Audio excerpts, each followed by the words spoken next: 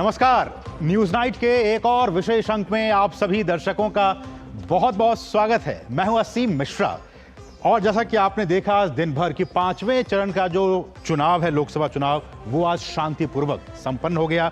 49 सीटों पर आज वोट डाले गए, शांतिपूर्वक संपन्न हो गया।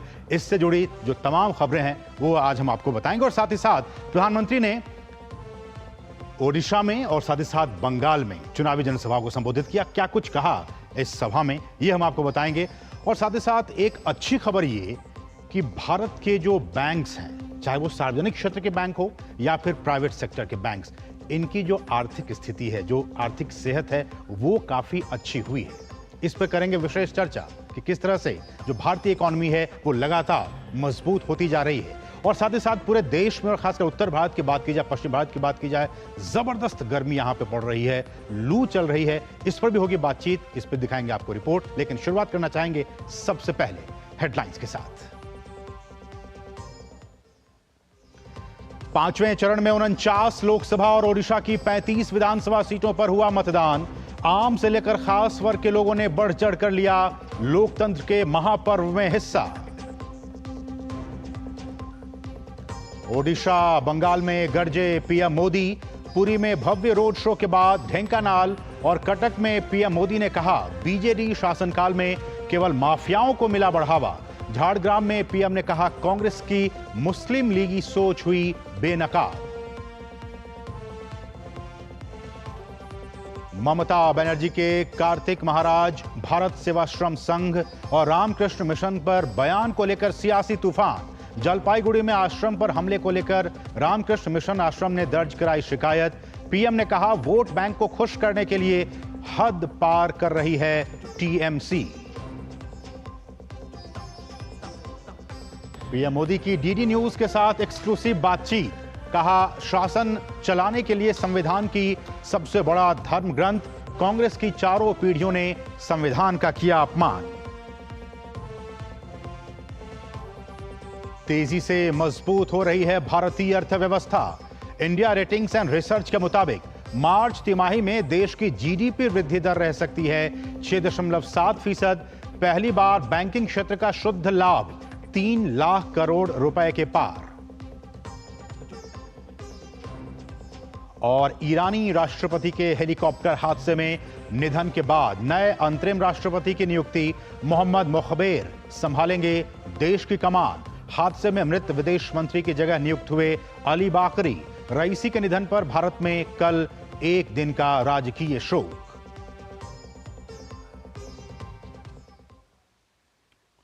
और सबसे पहले बात करेंगे 24 की चुनौती की।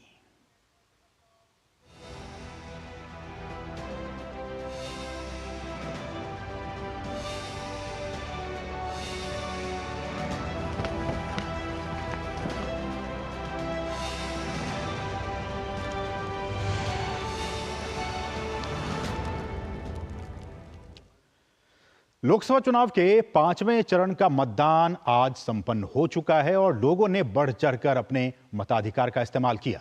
5वें चरण में 6 राज्यों और 2 केंद्र शासित प्रदेश की कुल 49 सीटों पर वोट डाले गए। इसी के साथ ही 695 उम्मीदवारों की सियासी तकदीर ईवीएम में बंद हो गई है। देश भर के मतदान केंद्रों पर चुनाव के अलग अलग रंग भी हमें देखने को मिले। तो कैसा रहा 5वें चरण का यह मतदान, आइए देखते हैं इस खास रिपोर्ट के जरिए।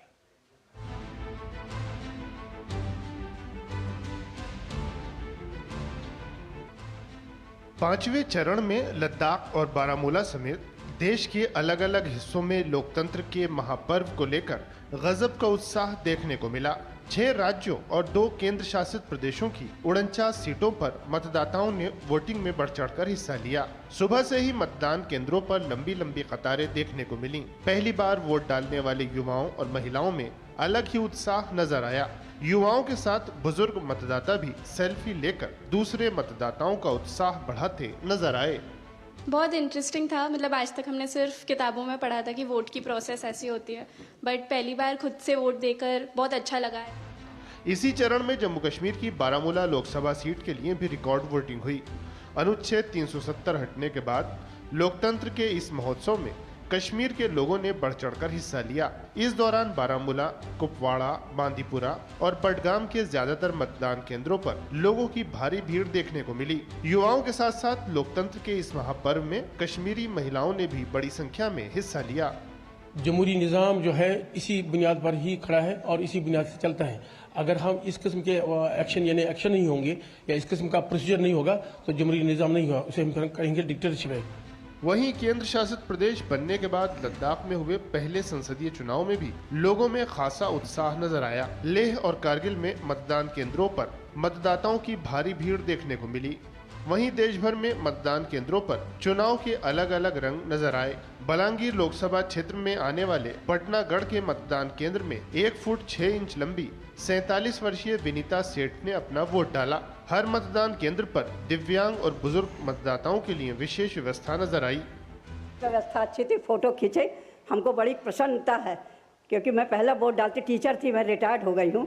पश्चिम बंगाल में हुई छिटपुट वारदातों को छोड़कर मतदान शांतिपूर्ण रहा। पश्चिम बंगाल के हुगली में भाजपा उम्मीदवार लॉकेट चटर्जी ने मतदान में धांधली के आरोप लगाए, तो वहीं उत्तर 24 परगना में बैरकपुर लोकसभा सीट पर टीएमसी और भाजपा कार्यकर्ताओं के बीच झड़प हुई। बीजेपी उम्मीदवार अर्जुन सिंह ने आरोप लगाया कि टीएमसी कार्यकर्ताओं द्वारा महिला मतदाताओं को रोका गया और पुलिस ने कुछ नहीं किया। 5वें चरण में जिन 49 सीटों पर वोट डाले गए उनमें उत्तर प्रदेश की फैजाबाद, रायबरेली और अमेठी समेत 14 सीटें शामिल हैं। वहीं महाराष्ट्र में मुंबई शहर की सभी सीटों के अलावा कल्याण, धुले और नासिक समेत 13 सीटों पर मतदान के साथ ही राज्य में सभी सीटों पर मतदान संपन्न हो गया। इसके अलावा पश्चिम बंगाल की 7, बिहार की 5, ओडिशा की 5, झारखंड की 3, जम्मू कश्मीर की 1 और लद्दाख की 1 सीट पर भी मतदान संपन्न हुआ। 5वें चरण के मतदान के साथ ही इन 49 सीटों पर कुल 695 उम्मीदवारों की किस्मत ईवीएम में कैद हो गई। आम चुनाव के पहले 4 चरणों में औसत मतदान 66.95% दर्ज किया गया है। चौथे चरण में मतदान प्रतिशत 69.16% रहा, तो वहीं तीसरे चरण में मतदान प्रतिशत 65.69% रहा। दूसरे चरण में 66.71% मतदान दर्ज किया गया, जबकि पहले चरण में 66.14% मतदान हुआ। एसबीआई की रिसर्च में पाया गया है कि 4 चरणों के चुनाव में लोकसभा चुनाव 2019 की तुलना में कुल मिलाकर 2.5 करोड़ से अधिक लोगों ने मताधिकार का इस्तेमाल किया और महिलाएं भी भारी संख्या में मतदान में हिस्सा ले रही हैं। 5वें चरण की 49 सीटों पर मतदान के साथ ही कुल 543 सीटों में से 428 सीटों पर मतदान संपन्न हो गया। अब तक हुए 5 चरणों में महाराष्ट्र, आंध्र प्रदेश, तेलंगाना, उत्तराखंड, मध्य प्रदेश, तमिलनाडु, राजस्थान, केरल, कर्नाटक, गुजरात और छत्तीसगढ़ जैसे प्रमुख राज्यों और असम समेत सभी पूर्वोत्तर राज्यों और गोवा में मतदान पूरा हो चुका है। 5 केंद्र शासित प्रदेशों लद्दाख, अंडमान और निकोबार द्वीप समूह, पुडुचेरी, लक्षद्वीप, दादरा और नगर हवेली और दमन और दीव में भी मतदान संपन्न हो चुका है। 2019 के आम चुनावों में 5वें चरण की इन्हीं 49 सीटों पर भाजपा ने शानदार प्रदर्शन करते हुए 32 सीटों पर जीत हासिल की थी, जबकि शिवसेना को 7 सीटें, तृणमूल कांग्रेस को 4 और बीजेडी को 2 सीटें मिली थीं। वहीं कांग्रेस, जदयू, नेशनल कॉन्फ्रेंस और लोजपा को 1-1 सीट पर जीत हासिल हुई थी। अब देखना यह होगा कि इस बार मतदाताओं ने किसे जनादेश दिया है, लेकिन इसके लिए 4 जून का इंतजार करना होगा जब नतीजों का ऐलान होगा। और क्या आम और क्या खास, सबने आज बढ़ चढ़कर लोकतंत्र के इस महापर्व में हिस्सा लिया। पोलिंग बूथों पर सुबह से ही लंबी लंबी कतारें देखने को मिली। विभिन्न राजनीतिक दलों के उम्मीदवार और राजनेता मतदान करने पहुंचे। नेताओं ने भी लाइन में लगकर अपने मताधिकार का इस्तेमाल किया। वहीं मायानगरी मुंबई में तमाम फिल्मी सितारों ने उत्साहपूर्वक मतदान किया।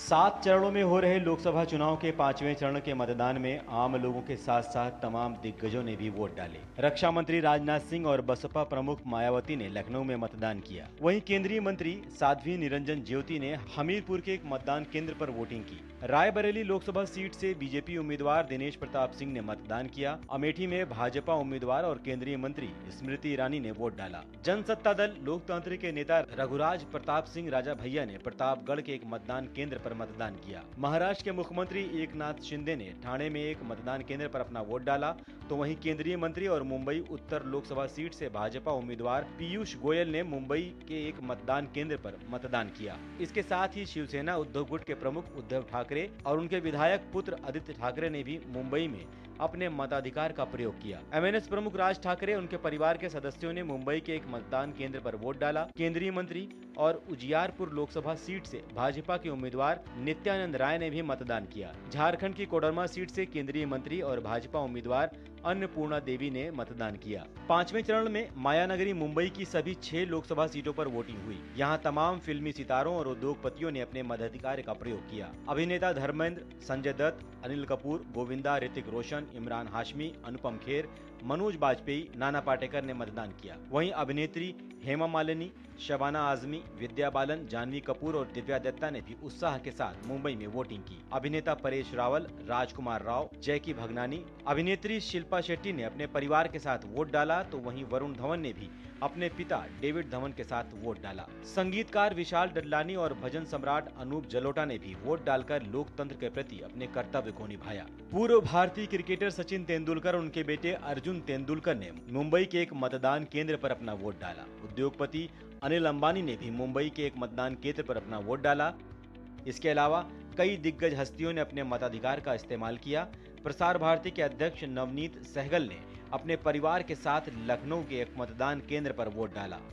5वें चरण के मतदान के बाद जीत को लेकर सभी दल अपने अपने दावे कर रहे हैं। बंगाल में टीएमसी और पूरे देश में इंडी गठबंधन ये पहले पस्त थे। 5वें चरण में ये परास्त हो चुके हैं और 4 जून को ये समाप्त होते दिखाई देंगे। इंडी गठबंधन के बिखरने का काउंटडाउन शुरू हो चुका है। 5वें चरण के मतदान के साथ ही कई केंद्रीय मंत्रियों, पूर्व मुख्यमंत्री और विपक्ष के दिग्गज नेताओं की किस्मत भी ईवीएम में कैद हो गई। इस बार लोकसभा चुनाव 7 चरणों में हो रहा है और नतीजों का ऐलान 4 जून को होगा। जनादेश डेस्क, डीडी न्यूज।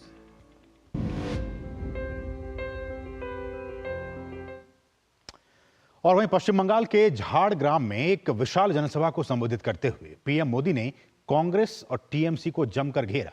पीएम ने राहुल गांधी के सोशल मीडिया पर चल रहे वीडियो का जिक्र किया, जिसमें राहुल ने मुसलमानों को आरक्षण देने की बात कही थी। पीएम ने कहा कि मोदी ने इस चुनाव में कांग्रेस की मुस्लिम लीगी सोच को बेनकाब कर दिया है, जिससे कि कांग्रेस का इकोसिस्टम बौखलाया हुआ है। एक तरफ उस समय के प्रधानमंत्री डॉक्टर मनमोहन सिंह ये बार बार कहते थे कि देश के संसाधनों पर पहला अधिकार मुसलमानों का है, और दूसरी तरफ रिमोट कंट्रोल से सरकार चला रहे शहजादे का ताल ठोक कर ये कहना कि कांग्रेस मुसलमानों को आरक्षण देगी। यही कांग्रेस की सच्चाई है, जिसे कांग्रेस और उसके इकोसिस्टम ने बरसों तक देशवासियों के सामने आने नहीं दिया। इन लोगों में 3 बुराइयां साफ है। एक, ये इंडिया अलायंस वाले, कांग्रेस वाले, उनके साथी पूरी तरह 100% ये कम्युनल है। ये भारत की बिन सांप्रदायिकता के संविधान के घोर विरोधी है। दूसरा, ये घोर जातिवादी है। और तीसरा, ये घोर परिवारवादी है। साथ ही साथ पीएम मोदी ने ओडिशा के कटक में सत्तारूढ़ बीजेडी यानी कि बीजू जनता दल पर माफियाओं को बढ़ाने का आरोप लगाया। उन्होंने कहा कि ओडिशा के लोग बीजेडी के भ्रष्टाचारी रैकेट से तंग आ चुके हैं। उन्होंने कहा कि बीजेडी चिट फंड जैसे फर्जी वाड़े से गरीब लोगों को धोखा देती है। उड़ीसा बीजेडी के भ्रष्टाचारी रैकेट से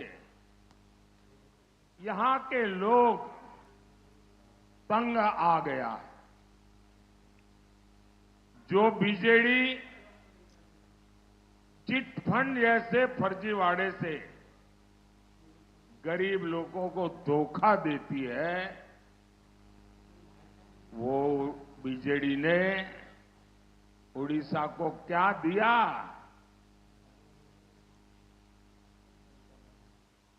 अगर बीजेडी ने उड़ीसा को दिया है तो लैंड माफिया दिया है, सैंड माफिया दिया है, कोल माफिया दिया है, माइनिंग माफिया दिया है और बीजेडी के विधायक और मंत्री 24/7 इसी में लगे हुए हैं। साथ ही साथ पीएम मोदी ने ओडिशा के पुरी में एक रोड शो किया। इस मौके पर पुरी लोकसभा सीट से पार्टी के उम्मीदवार संबित पात्रा उनके साथ थे। पीएम का काफिला जब पुरी की सड़क से गुजरा तो उन्हें देखने के लिए, पीएम को देखने के लिए जन सैलाब उमड़ पड़ा। बड़ी संख्या में मौजूद लोगों ने उन पर फूलों की बारिश की और इस दौरान राज्य की सांस्कृतिक विरासत की झलक भी देखने को मिली।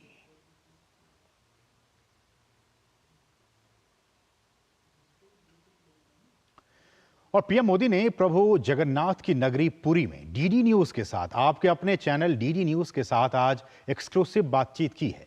हमारी senior consulting editor Reema Parashar के हर उस सवाल का जवाब दिया प्रधानमंत्री ने जो आज के इस चुनावी माहौल में जरूरी है। डीडी न्यूज के साथ खास बातचीत में पीएम ने संविधान पर खुलकर बात की। उन्होंने कहा कि वो संविधान की पूजा करते हैं, उनके लिए संविधान सरकार चलाने का एक धर्म ग्रंथ है। पीएम ने इस मौके पर कांग्रेस को भी घेरा और कहा कि कांग्रेस के परिवार ने संविधान का चीरहरण किया है। मैं डॉक्टर बाबा साहब आम्बेडकर का, मैं संविधान सभा का, उस समय सभी महापुरुषों का सर झुका करके प्रणाम करता हूं कि उन्होंने देश को ऐसा संविधान दिया कि एक चाय वाले का बेटा, एक गरीब मां का बेटा, और मेरे देश के लोकतंत्र की ताकत देखिए कि उसने उसे प्रधानमंत्री बना दिया। मेरे लिए तो संविधान शासन चलाने का सबसे बड़ा धर्म ग्रंथ है। मेरे लिए एक राजनेता के रूप में, एक पॉलिटिकल लीडर के रूप में, एक जनप्रतिनिधि के रूप में संविधान मेरा मार्गदर्शक है और मैं उसका पुजारी हूं। और ये पूजा मैं आज से नहीं कर रहा हूं। जब संविधान के 60 साल हुए थे तो मैं पहला व्यक्ति था देश में जिसने हाथी पर संविधान रखा और संविधान की यात्रा निकाली, और मोदी सीएम था, पैदल चल रहा था। संविधान को अगर किसी ने बर्बाद किया है, इस परिवार ने किया है, खुद के उपयोग के लिए किया है।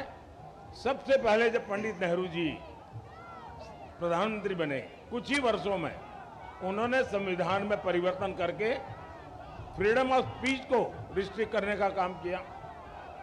उसके बाद उनकी बेटी ने उनको जब न्यायालय ने एमपी के रूप में घोषित कर दिया कि आप योग्यता नहीं रखती हो, तो उन्होंने संविधान बदल दिया। देश की जनता ने मांग की कि आपको छोड़ देना चाहिए, तो उन्होंने इमरजेंसी लगा करके संविधान के लीरे उड़ा दिए और वो बैठी रही। उसके बाद उनके बेटे आए, उन्होंने शाहबानू का सुप्रीम कोर्ट का जजमेंट, उसको संविधान में इधर उधर कर करके उलट दिया, लाखों माताओं बहनों के अधिकार को छीन लिया। उसके बाद उन्होंने मीडिया को कंट्रोल करने के लिए एक बिल ले आए। उसके बाद उनके साहबजादे, जिनके पास कोई सत्ता नहीं, कि एमपी के सिवा कुछ है नहीं, उन्होंने संविधान के द्वारा बनी हुई कैबिनेट, उस कैबिनेट के निर्णय को प्रेस कॉन्फ्रेंस बुला करके लीरे उड़ा दिए और कैबिनेट को अपना निर्णय रिवर्स करना पड़ा। संविधान का इससे बड़ा अपमान शायद हिंदुस्तान में किसी ने नहीं किया होगा, जिसमें इन परिवार के चारों पीढ़ी ने किया है। साथ ही साथ प्रधानमंत्री ने दावा किया कि 4 चरण के चुनाव में यह तय हो गया है कि विपक्षी गठबंधन का हाल बुरा होने वाला है। चरण के चुनाव इंडी अलायंस पूरी तरह अस्त हो चुका है।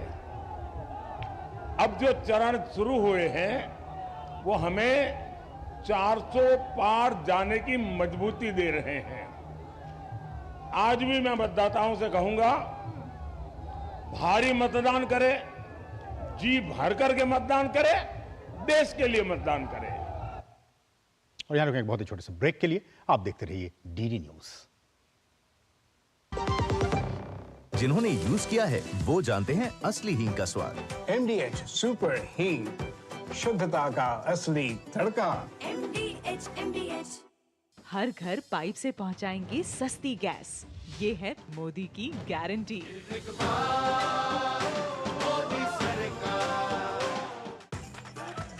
मैं क्या जी, सब जानते हैं, जहां दिखे मारियो, अपना समझ के खा लियो।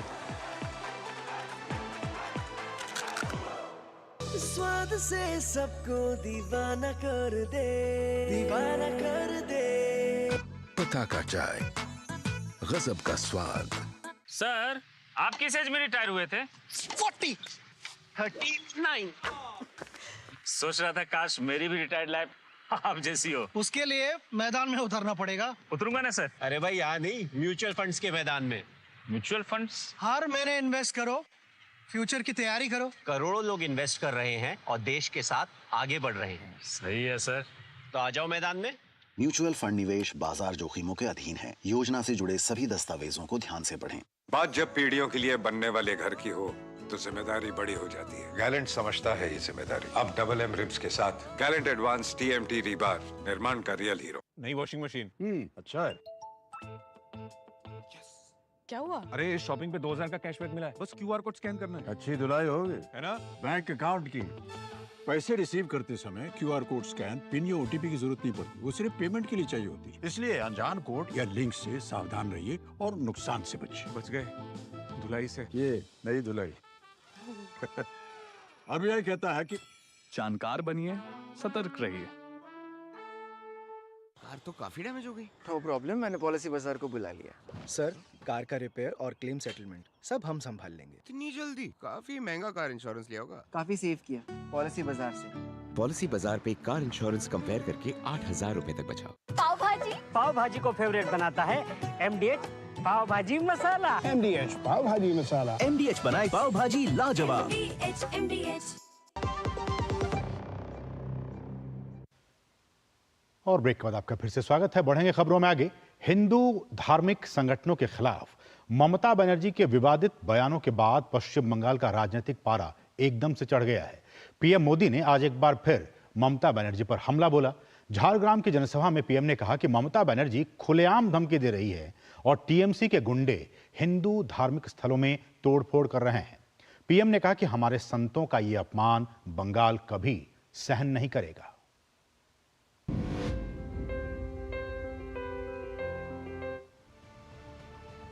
रामकृष्ण मिशन और भारत सेवाश्रम संघ पर ममता बनर्जी की विवादित टिप्पणियों के बाद पश्चिम बंगाल की राजनीति में सियासी घमासान मचा हुआ है। प्रधानमंत्री नरेंद्र मोदी ममता बनर्जी पर जबरदस्त तरीके से हमलावर हैं। झारग्राम की चुनावी सभा में प्रधानमंत्री ने ममता पर एक बार फिर जमकर निशाना साधा। प्रधानमंत्री ने कहा कि बंगाल में TMC हिंदुओं की आस्था पर हमला कर रही है। उन्होंने कहा कि ममता बनर्जी संतों को धमका रही हैं और इससे TMC के गुंडों का हौसला बढ़ रहा है। जलपाईगुड़ी में रामकृष्ण मिशन के आश्रम में हुई तोड़फोड़ का जिक्र करते हुए प्रधानमंत्री ने कहा कि अपने वोट बैंक के तुष्टीकरण के लिए ममता बनर्जी हर हद पार कर रही हैं। यहाँ की CM मंच पर से इन महान संस्थाओं को धमका रही है और इस धमकी ने TMC के गुंडों का हौसला भी बढ़ा दिया है। पता चला है कि जलपाईगुड़ी में रामकृष्ण मिशन के आश्रम में कल रात को तोड़फोड़ की गई है। आश्रम में काम करने वाले कर्मचारियों के साथ मारपीट की गई है, उनको धमकी दी गई है। अपने वोट बैंक को खुश करने के लिए टीएमसी सरकार हद पार कर रही है।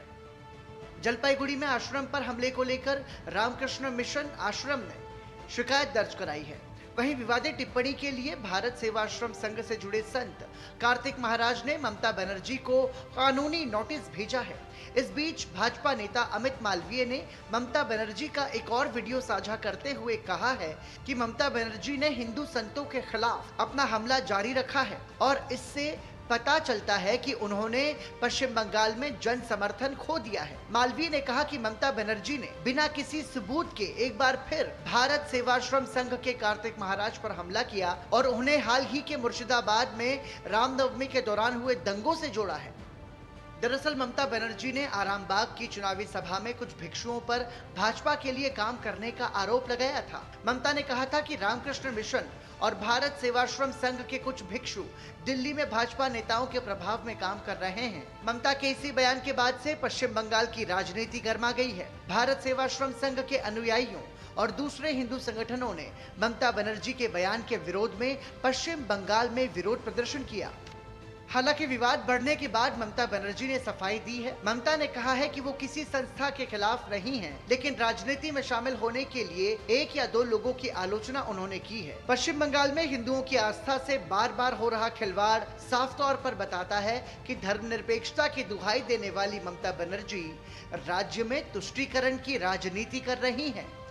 जनादेश डेस्क, डीडी न्यूज।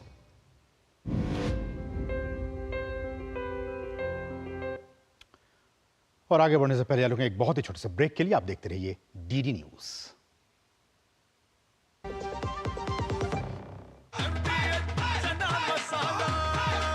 अब छोलिया हो या लोबिया, सफेद चने या काले चने, सब कुछ मजेदार बने। किसानों को जारी रहेगी 6,000 रुपए की सम्मान निधि। यह है मोदी की guarantee.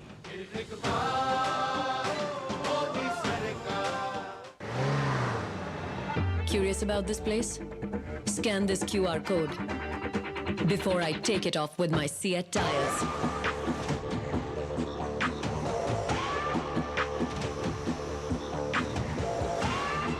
Seat, crafted for the curious. स्वाद से सबको दीवाना कर दे, दीवाना कर दे। पता का चाय, गजब का स्वाद। बहाना नंबर 11, नींद पूरी करने का डे। बहाना नंबर 28, ट्रिप पर जाने का day. 39, binge watch all seasons. 65, घर की सफाई का डे। एक वोट ना डालने से क्या होगा? और सबसे बड़ा बहाना, isn't it a holiday today? Holiday? 101 बहाने हैं वोट ना डालने के, पर इस चुनाव के पर्व में एक ही रीजन काफी है वोट डालने का। वो है हमारी रिस्पॉन्सिबिलिटी, देश और हमारे फ्यूचर के लिए।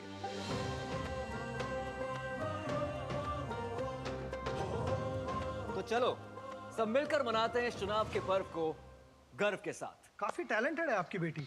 सर बड़ी होकर इंडिया के लिए खेलना चाहती है। उसके फ्यूचर के लिए अभी से मैंने सेविंग भी स्टार्ट कर दी है। फ्यूचर की बात है तो सिर्फ उसे नहीं, आपको भी मैदान में उतरना पड़ेगा। मुझे?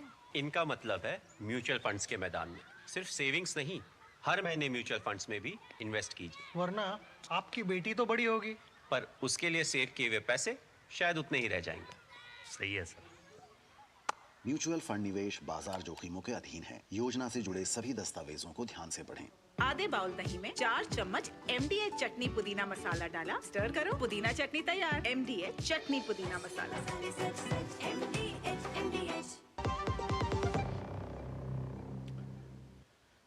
और ब्रेक के बाद आपका फिर से स्वागत है। बढ़ेंगे आगे। केंद्रीय गृह मंत्री अमित शाह ने करनाल में जनसभा के दौरान मोदी सरकार के हरियाणा में किए गए विकास कार्यों की सराहना की। इसके अलावा उन्होंने कांग्रेस पर तंज भी कसा। हरियाणा वालों, आप पर तो मोदी जी का अधिकार है। मैं उनके साथ इतने साल से काम कर रहा हूं। गुजरात में थे तो भी हरियाणा की चिंता करते थे और यहां आए तो भी हरियाणा हरियाणा करते रहते हैं। हरियाणा पर मोदी जी का विशेष लगाव और प्यार है। भाइयों बहनों, एक कांग्रेस पार्टी ने 10 साल में 41,000 करोड़ रुपया भेजा था हरियाणा के विकास के लिए।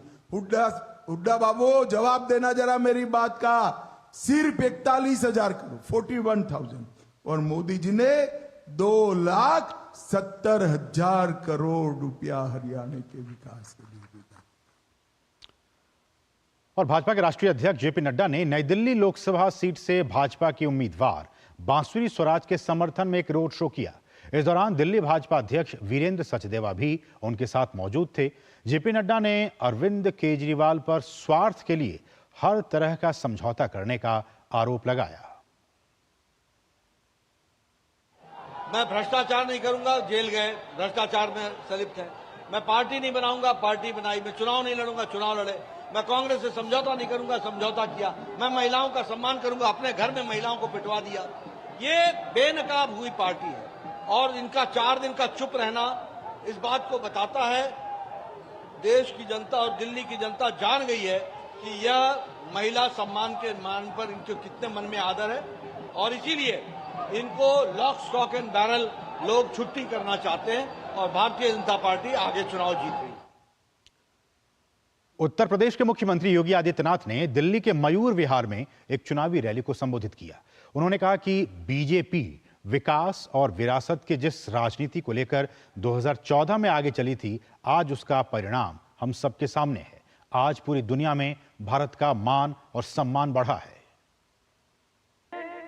भारतीय जनता पार्टी विरासत और विकास की जिस राजनीति को लेकर के 2014 में आगे चली थी, आज उस राजनीति का परिणाम हम सबके सामने देखने को मिल रहा है।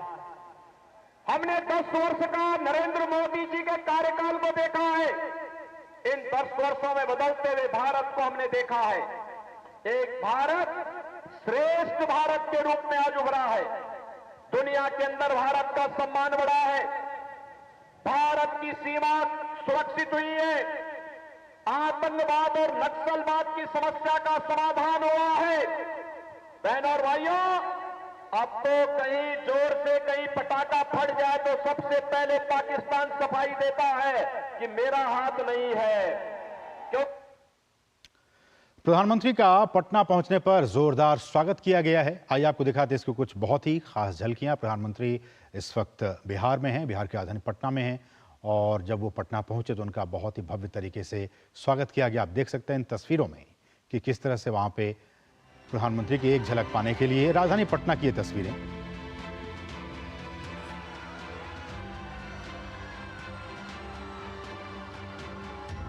और बहुत ही महत्वपूर्ण तस्वीर आप देख सकते हैं। सड़क के दोनों ही तरफ हजारों की तादाद में युवा, खासकर युवाओं को आप देख सकते हैं हाथों में मोबाइल फोन लिए हुए, प्रधानमंत्री की एक झलक पाने के लिए, उनकी एक तस्वीर लेने के लिए वो बेताब दिख रहे हैं। और प्रधानमंत्री हाथ हिलाकर उन सभी युवाओं का अभिवादन भी स्वीकार कर रहे हैं।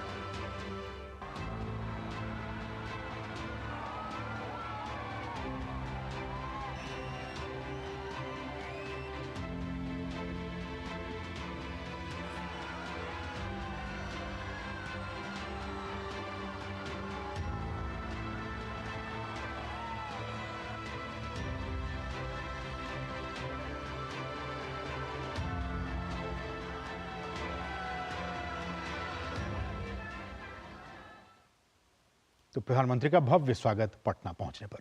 बढ़ेंगे आगे। छठे और 7वें चरण के लिए इंडी गठबंधन के नेताओं की तरफ से भी चुनाव प्रचार जारी है। एक तरफ जहां टीएमसी प्रमुख ममता बनर्जी ने मेदिनीपुर में रोड शो किया, तो वहीं समाजवादी पार्टी के प्रमुख अखिलेश यादव ने उत्तर प्रदेश के बस्ती और संत कबीर नगर में चुनावी रैली की। वहीं आरजेडी और कांग्रेस के नेताओं ने भी जनसभाओं को संबोधित किया।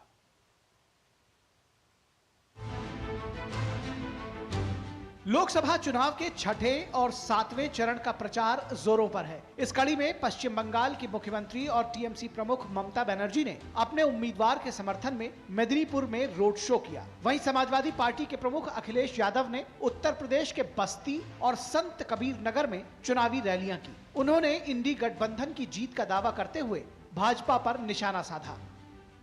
ये सरकार बदलने जा रही है।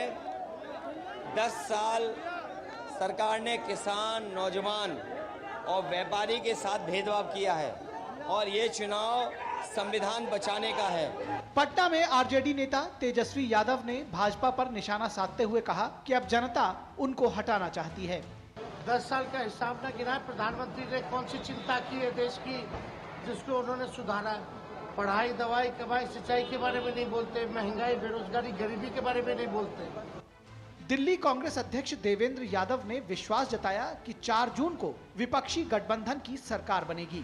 मुझे पूरा विश्वास है जब 4 तारीख को रिजल्ट आएगा तो इंडिया गठबंधन मजबूती के साथ सरकार बनाएगी। लोकसभा चुनाव प्रचार के दौरान सभी दलों के अपने अपने दावे हैं। हालांकि जनता किस पर भरोसा करती है ये तो 4 जून को ही पता चलेगा। Bureau report, DD news.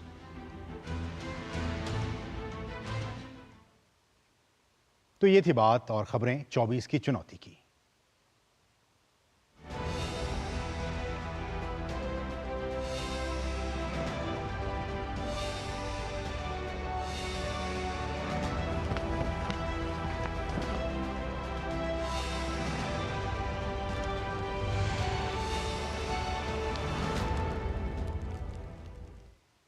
और यहां रुकें एक और बहुत ही छोटे से ब्रेक के लिए। आप देखते रहिए डीडी न्यूज। आज दही बड़ा खाने का मन है। वाह क्या स्वाद! असली स्वाद तो एमडीएच दही बड़ा रायता मसाले से ही आता है।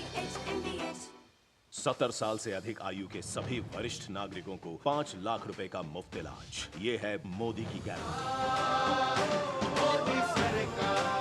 शुक्ला बता रहा था आपके बाबूजी ने जायदाद का कुछ हिस्सा नौकर के नाम कर दिया। अब नौकर हर काम अपना घर समझ के करेगा।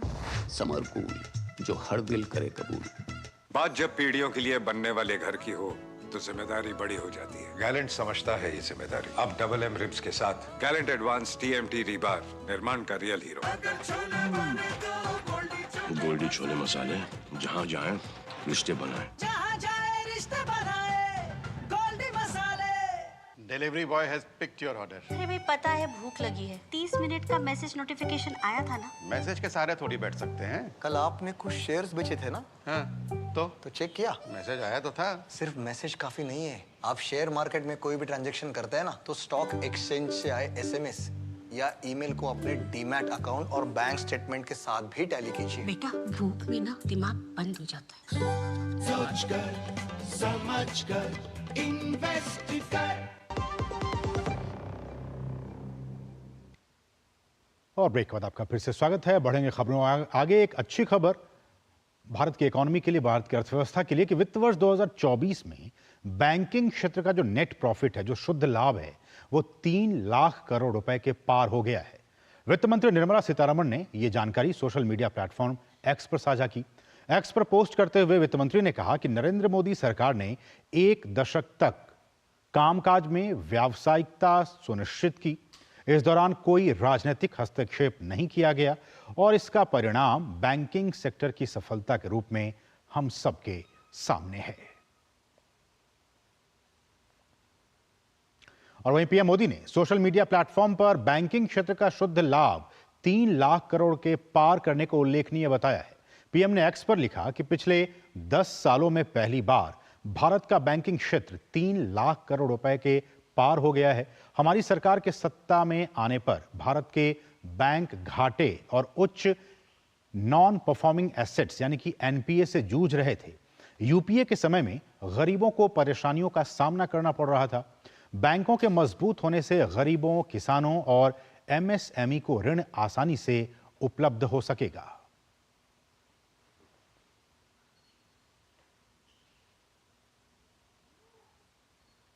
और भारत ने हाल ही में अंतरिक्ष यानी स्पेस सेक्टर में एफडीआई मानदंडों में ढील दी है और इस बात की संभावना है, उम्मीद है कि नई सरकार के सत्ता में आने पर कुछ अन्य क्षेत्रों में भी एफडीआई मानदंडों में राहत दी जा सकती है। उद्योग संवर्धन और आंतरिक व्यापार विभाग के सचिव राजेश कुमार सिंह ने शनिवार को कहा कि पिछले कुछ वर्षों में भारत ने कई क्षेत्रों में एफडीआई नीति को उदार बनाया है। उन्होंने कहा कि भारत की नीतियां दुनिया में सबसे उदार एफडीआई पॉलिसीज में से एक है और वास्तव में ये कई दक्षिण पूर्व एशियाई देशों की तुलना में अधिक उदार है। उद्योग संगठन सीआईआई के वार्षिक व्यापार शिखर सम्मेलन में उन्होंने कहा कि बहुत संभावना है कि नई सरकार के तहत हम जो भी क्षेत्र बचे हुए हैं और जहां कुछ उदारीकरण संभव है वहां इसके लिए प्रयास हम कर सकते हैं। In our policy in the last few years has been a trend towards liberalization in FDI. You saw that we probably have one of the most liberal open sky FDI policies in the world, more liberal than many of the Southeast Asian countries with whom we often compare, their economic performances. And most recently, we delivered on liberalizing our FDI norms in space. And it is quite possible that under a new government, we can attempt some further liberalization of any pockets that are left where some liberalization is possible.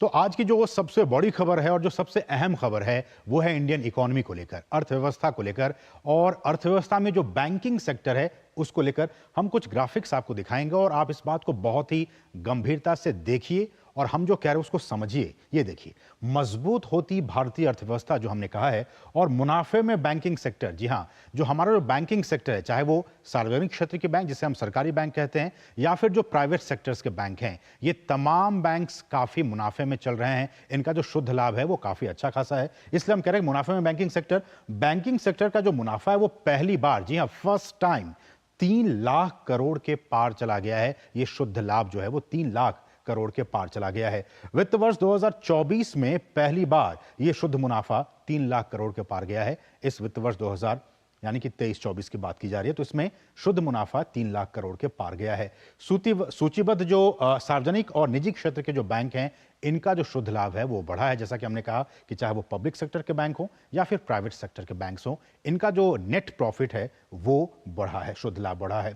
वित्त वर्ष 2013 में ये 2.2 लाख करोड़ रुपए से 39% बढ़कर 3.1 लाख करोड़ रुपए तक हो गया है। तो आप समझ सकते हैं कि इसमें लगातार बढ़ोतरी दर्ज की गई है। सार्वजनिक क्षेत्र के बैंकों को रिकॉर्ड 1.4 लाख करोड़ रुपए का शुद्ध लाभ हुआ है। ये पब्लिक सेक्टर के बैंक हैं, सार्वजनिक क्षेत्र के बैंक हैं।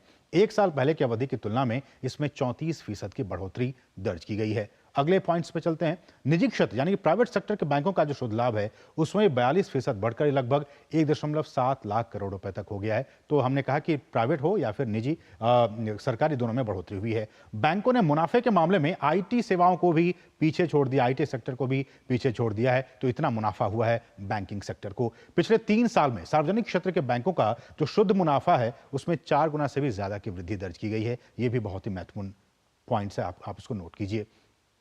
भारत की बढ़ती इकोनॉमी ग्रोथ में ये देखिए अब जो अलग अलग जो रेटिंग एजेंसीज हैं उनकी तरफ से क्या कुछ आया है। मार्च तिमाही में जीडीपी की ग्रोथ 6.7% रहने का अनुमान जताया गया। मार्च तिमाही में 6.7 ये आया है। इंडिया रेटिंग्स एंड रिसर्च का अनुमान है।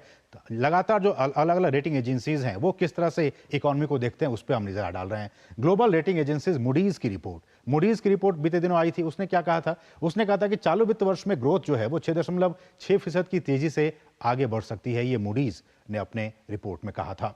क्रेडिट डिमांड में तेजी और एनबीएफसी सेक्टर में जो तेजी है उसकी वजह से जो ग्रोथ है वो उसको हम देख पा रहे हैं, ऐसा मूडीज ने कहा था। संयुक्त राष्ट्र ने भी अनुमान जताया था कि भारत के विकास दर का अनुमान उन्होंने बदल दिया था। उसने पहले कुछ अलग पॉइंटर्स दिए थे, अलग समीकरण दिए थे, लेकिन अब उसने बदल दिया है उस पॉइंट को। आर्थिक वृद्धि दर के अनुमान को संशोधित करके 6.9% कर दिया गया है। ये यूएन की रिपोर्ट में 6.9। जीडीपी वृद्धि 6.2% रहने का ये पहले जताया था अनुमान 6.2, अब इसे 6.9 यूएन ने कर दिया। तो लगातार हम आपको बता रहे हैं IMF का वित्त वर्ष 2025 के लिए GDP वृद्धि का अनुमान 6.8% है। तो इसको भी देख सकते हैं, तमाम जो एजेंसीज हैं वो इसको आगे बता रही हैं। और देखिए, ये देखिए शेयर बाजार, बीते दिनों सेंसेक्स ने पहली बार 75,000 का आंकड़ा किया था पार। ये भी इंडियन इकोनॉमी को किस तरह से दिखा रहा है कि बीते दिनों सेंसेक्स ने 75,000 का आंकड़ा पार किया। म्यूचुअल फंड्स में भी निवेशकों का भरोसा लगातार बरकरार है, अच्छी खासी संख्या में लोग निवेश कर रहे हैं। अप्रैल में SIP इनफ्लो जो है वो 20,371 करोड़ रुपए के रिकॉर्ड स्तर पर चला गया है। ये SIP इनफ्लो की बात है, सिस्टमेटिक इन्वेस्टमेंट प्लान। छोटे शहरों में म्यूचुअल फंड्स का जो एसेट यानी कि AUM है वो भी 10 लाख करोड़ के पार चला गया है। ये छोटे शहरों का हिसाब है कि वहां भी 10 लाख करोड़ के पार चला गया है। PwC के मुताबिक 2047 तक प्रति व्यक्ति आय में रिकॉर्ड बढ़ोतरी होगी, ये PwC का कहना है। तो इस तरह से आप देख सकते हैं कि जो भारतीय इकोनॉमी है वो लगातार मजबूत होती जा रही है और इसी विषय पर आज हम चर्चा करेंगे, लेकिन एक छोटे से ब्रेक के बाद। MDH का किचन किंग किचन में हो तो हम सब कुछ बना सकते हैं। बैंगन का भरता, आलू गोभी, भिंडी मसाला और भी बहुत कुछ। MDH जारी रहेगी भ्रष्टाचार के खिलाफ जीरो टॉलरेंस की नीति। ये है मोदी की गारंटी। तुम्हें पता है इन्वेस्टर्स के लिए एक इन्वेस्टर प्रोटेक्शन फंड होता है IPF, लेकिन अगर तुम्हारा ट्रेड एक्सचेंज पर एग्जीक्यूट नहीं हुआ या फिर कोई गारंटीड रिटर्न्स वाली स्कीम है तो ये IPF आपकी मदद नहीं कर सकता है। और अगर आपका ब्रोकर ही डिफॉल्टर बन जाए तो फिर IPF आपको कॉम्पेंसेशन दिला सकता है। कहाँ से सीखा? NSE की साइट पर। समझकर इन्वेस्ट कर। बात जब पीढ़ियों के लिए बनने वाले घर की हो तो जिम्मेदारी बड़ी हो जाती है। गैलेंट समझता है ये जिम्मेदारी। अब MM रिब्स के साथ गैलेंट एडवांस TMT रीबार निर्माण का रियल हीरो। गोल्डी छोले मसाले, जहाँ जाए रिश्ते बनाए, जहाँ जाए रिश्ते बनाए, गोल्डी मसाले। मैं क्या जी, सब जानते हैं, जहाँ दिखे मारियो, अपना समझ के खा लियो। स्वाद से सबको दीवाना कर दे, दीवाना कर दे। पता का चाय, गजब का स्वाद। क्या हुआ? I have lost everything काका। मैंने अपनी 3 साल की सारी सेविंग्स ज्यादा फायदे के चक्कर में नए ट्रेंड्स पे लगा दी। Relax and move to proper investments like mutual funds. वो रेगुलेटेड है, वेरीफाइड भी है and are handled by experts. अब तो मैं पूरा जीरो पे आ गया हूँ। थैंक्स काका। अब सब सही है। म्यूचुअल फंड निवेश बाजार जोखिमों के अधीन है। योजना से जुड़े सभी दस्तावेजों को ध्यान से पढ़ें। और ब्रेक के बाद आपका फिर से स्वागत है। और आज जो हमारा विशेष है, जो हम चर्चा करेंगे, उसका विषय ये है कि भारतीय अर्थव्यवस्था की रफ्तार सबसे तेज। जी हां, आज का हमारा विशेष भारतीय जो इंडियन इकोनॉमी है उसकी जो रफ्तार है, ग्रोथ जो है वो सबसे तेज इस वक्त लगातार बना हुआ है। हमारे साथ इस पर चर्चा करने के लिए 3 खास मेहमान अनुजा कपूर जी हैं जो कि बीजेपी की तरफ से हैं। अनुजा जी, आपका बहुत बहुत स्वागत। सलमान सोज जी हैं जो कि कांग्रेस की तरफ से हैं। सलमान जी, आपका भी बहुत बहुत स्वागत। और हमारे साथ प्रसिद्ध अर्थशास्त्री डॉक्टर अनिल कुमार जी हैं। अनिल जी, आपका भी बहुत बहुत स्वागत है। शुरुआत सलमान साहब मैं आपसे करना चाहूँगा। समय की कमी है, जो रिपोर्ट्स आई थी पिछले दिनों उसके हवाले से, और बीते दिनों आपको याद होगा कि प्रधानमंत्री ने और सरकार की तरफ से एक श्वेत पत्र सदन के पटल पर रखा गया था। मैं उसके हवाले से आपसे सवाल पूछना चाहता हूं। उसमें यह साफ तौर पे कहा गया कि जब अटल बिहारी वाजपेयी के नेतृत्व वाली NDA की सरकार ने सत्ता संभाली थी तो पब्लिक सेक्टर के बैंक्स का जो नेट जो NPA है, नॉन परफॉर्मिंग एसेट्स, उसका अनुपात 16% था, और जब उन्होंने कार्यालय में छोड़ा तो वो 7.8% पे था। उसके बाद अभी हाल ही में रिजर्व बैंक के फॉर्मर गवर्नर ने ये कहा कि बहुत बड़ी संख्या में जो 2006 से 2008 की अवधि में बैड लोन्स क्रिएट हुए, जिसने कि बैंकिंग सेक्टर को तबाह करने का काम किया। आपकी प्रतिक्रिया अब, जबकि लगातार हम देख रहे हैं कि नेट प्रॉफिट 3 लाख करोड़ के पार पहुंच गया है भारतीय बैंकों का। जी, तो ये तो बहुत अच्छी बात है कि बैंक्स का प्रॉफिट 3 लाख करोड़ के ऊपर पहुंच गया। प्राइम मिनिस्टर ने भी बोला, और मैं बहुत खुश हूं कि हमें एक मौका मिल रहा है थोड़ा डिटेल में जाने के लिए, क्योंकि एक नंबर तो उन्होंने दे दिया, लेकिन बहुत सारी चीजें हैं जो छुपी हैं, जिनको मैं लोगों के सामने रखना चाहता हूँ। जब बैंकिंग सेक्टर को देखते हैं तो काफी सारी चीजें देखनी होती है, सिर्फ प्रॉफिटेबिलिटी नहीं देखनी।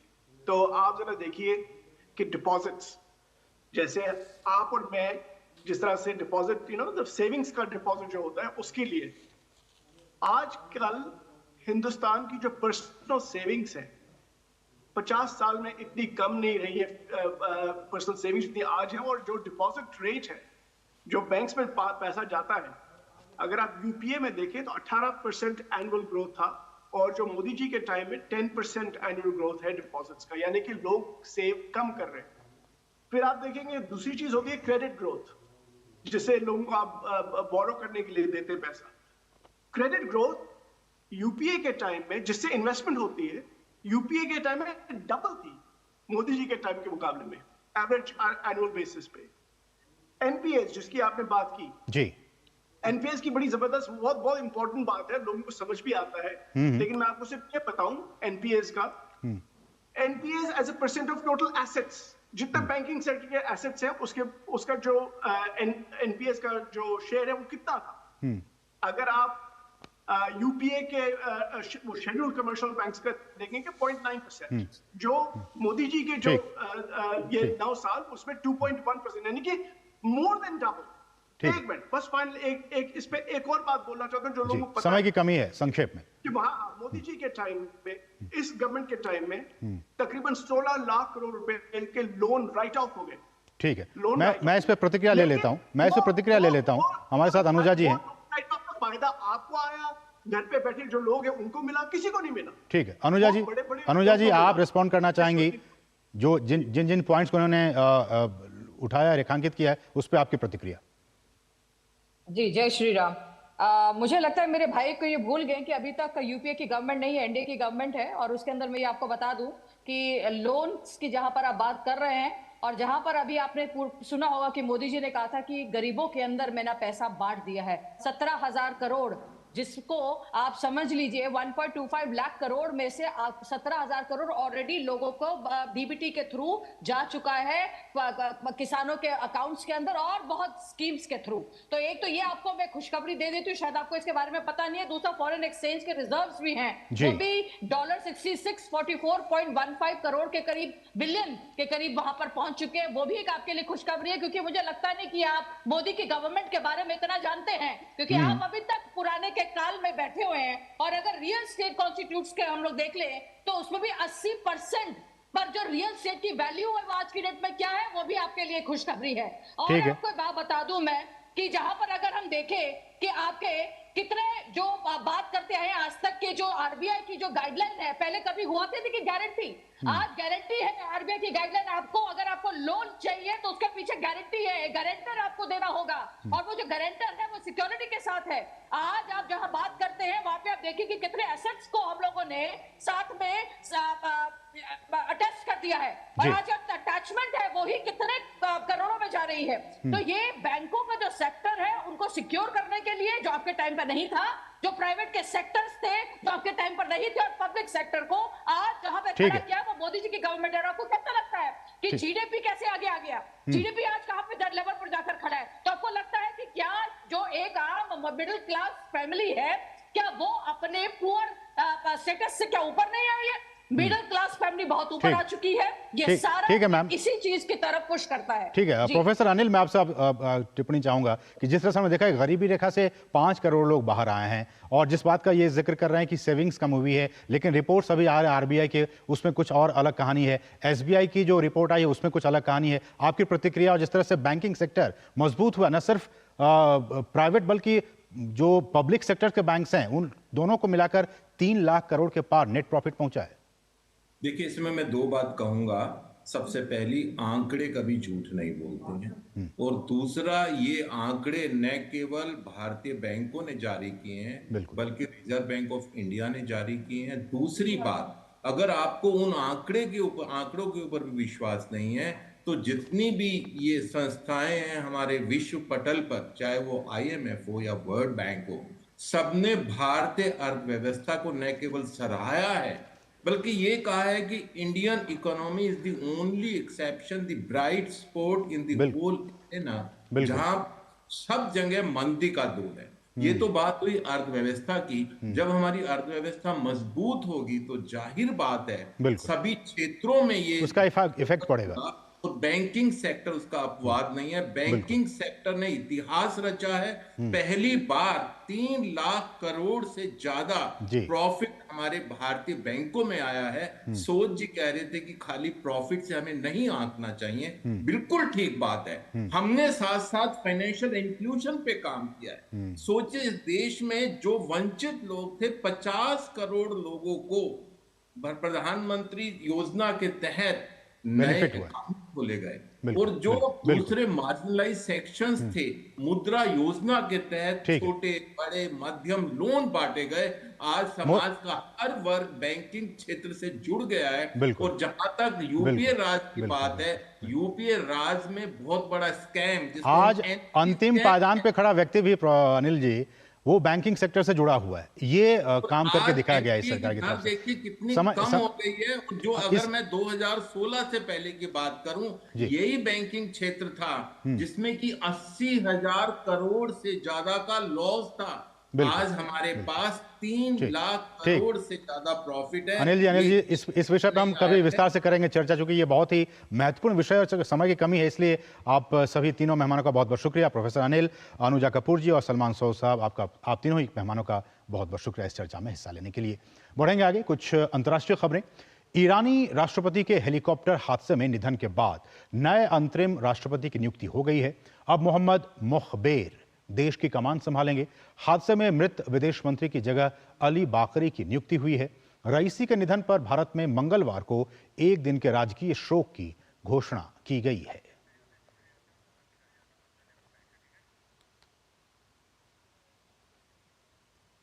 और अब नजर डालते हैं देश की कुछ और महत्वपूर्ण खबरों पर फटाफट अंदाज में। आप देखिए इन खबरों को और हमें दीजिए अनुमति। नमस्कार। कोरोना कोविशील्ड के साइड इफेक्ट्स को लेकर IMS BHU द्वारा हाल ही में किए गए एक शोध के बाद वैक्सीन के साइड इफेक्ट्स को लेकर लोगों को सावधान किया गया था। भारतीय आयुर्विज्ञान अनुसंधान परिषद ICMR ने अब BHU के इस शोध को त्रुटिपूर्ण बताया और कहा कि हमें इस त्रुटिपूर्ण शोध कार्यों के साथ न जोड़ा जाए। छत्तीसगढ़ शराब घोटाला मामले में रायपुर की स्पेशल कोर्ट में सुनवाई हुई। 14 दिन बाद रिमांड खत्म होने के बाद ईडी ने पूर्व IAS अनिल टुटेजा को पेश किया, जहां कोर्ट ने फिर से टुटेजा की न्यायिक रिमांड 14 दिन बढ़ा दी है। प्रवर्तन निदेशालय के मुंबई जोनल कार्यालय ने 263 करोड़ रुपए के आयकर रिफंड धोखाधड़ी मामले में धन शोधन निवारण अधिनियम के प्रावधानों के तहत राजेश ब्रिजलाल बटरेजा को गिरफ्तार किया। विशेष PMLA अदालत ने आरोपी को 22 मई तक ईडी की हिरासत में भेज दिया है।